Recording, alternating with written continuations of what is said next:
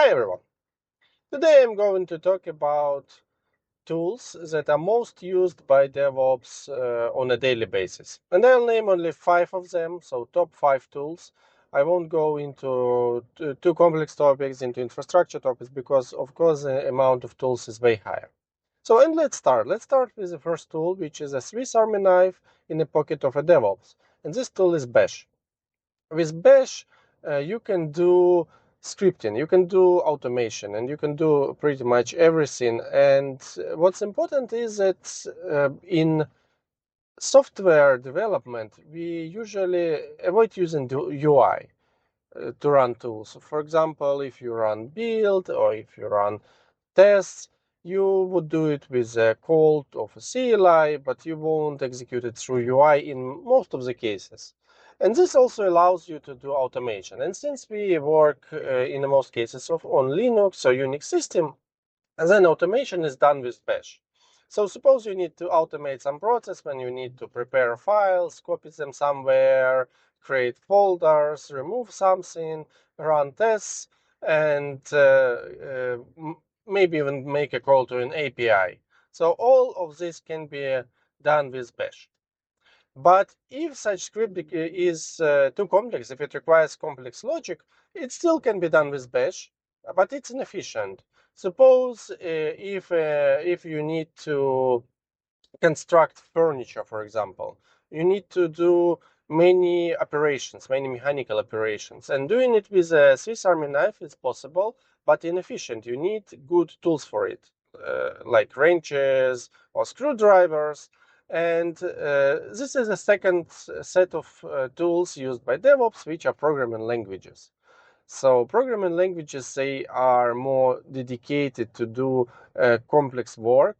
And if you need to make many calls, if you need to orchestrate something, or in certain cases, DevOps might need to create some automation using, for example, serverless functions, or even write some small application. So this is done using the programming languages.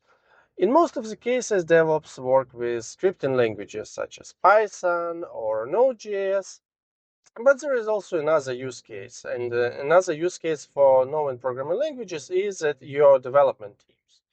Being a DevOps, you work with development teams. And since development teams can work with any kind of language, for example, Java, for example, they develop Java application, then it would be good for you to know Java as well, because in certain cases you need to debug something, you need to help find a bug, or you need to set up Java environment, and so on. So also knowing the language your team is working on is quite critical for an efficient work. So with that, we have good tools, but also we need a place to store our work, store our results. And this is done by both developers and DevOps. So we need kind of a library where you can store your manuals, instructions, and put everything, have versions of them, and know what line has been written by which person and when. And this is done by a versioning system. So tool number 3 in the list is Git. Git is super critical nowadays, and you would probably not, it would be not possible to work without Git in nowadays engineering or software engineering environment. So Git is versioning system. It allows you to commit your code and to push it to a central Git repository, but also you should know how to merge things and how branching works and what is rebase. Moreover, in Git on a daily basis we use Git flow. So different types of Git flows, but usually it comes to creating a separate branches for separate features, and having some main and staging branching, and also doing pull requests and doing automation based on this branching strategy. So this is also quite critical, and this also every DevOps should know. But the next tool I would mention is a conveyor belt of a DevOps. So to create a product out of code, you need to test it, you need to build it, and you need to deploy it. So basically to make a CI/CD. And this is done through pipelining, or also named workflows. And for this, you need to know the tools that are making that. Whether it's GitHub Actions or Jenkins or any other similar tool, being a DevOps, you need to configure them.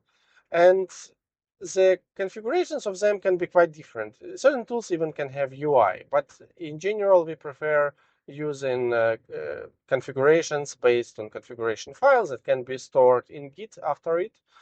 So we preserve all the history of setup. And this is done usually as YAML configuration or JSON configuration. And this needs to be configured by DevOps in many cases, and these configurations can be quite different from one tool to another. However, their core part, the core logic, is still the same, and if you know one tool, you would easily jump to another if necessary. So having a conveyor belt that will then run and automate your scripts is also super important. So this is another important tool used on a daily basis. And the last tool I'm going to mention today is Docker. Docker is the way how you pack and deploy applications. You can think about your application as being an engine of a car. And then before we had Docker, we had to install this application on a server. So basically we were getting an engine out of a build, and then we had to bring the rest of the car and bind it together. So on a server you had to install all the dependencies, and you had to care about the versions, so to make the whole thing work. Nowadays we have a different strategy. So we create a Docker image and we put everything needed into an image. So Docker image is already your car. So it's already almost an end result. It even has a small kind of operation system inside. So when you deliver it, you get the whole running thing out of it. So you get the whole car, and it's way easier to run it on a server. So Docker is super important. It's a way how, in most of the cases, application is being built and delivered, and it's done as a part of the conveyor belt I've mentioned as a previous step, as a previous tool. So that's it for today. Thanks for listening. I've mentioned 5 top tools used by DevOps on a daily basis, and among them is a Swiss Army knife, which is Bash. There are mechanical tools, which are programming languages, and there is a library of a DevOps, which is Git, and a conveyor belt, which are workflow or pipeline automation tools, and finally, the way how we pack applications, which is Docker. Thanks for listening, and bye-bye.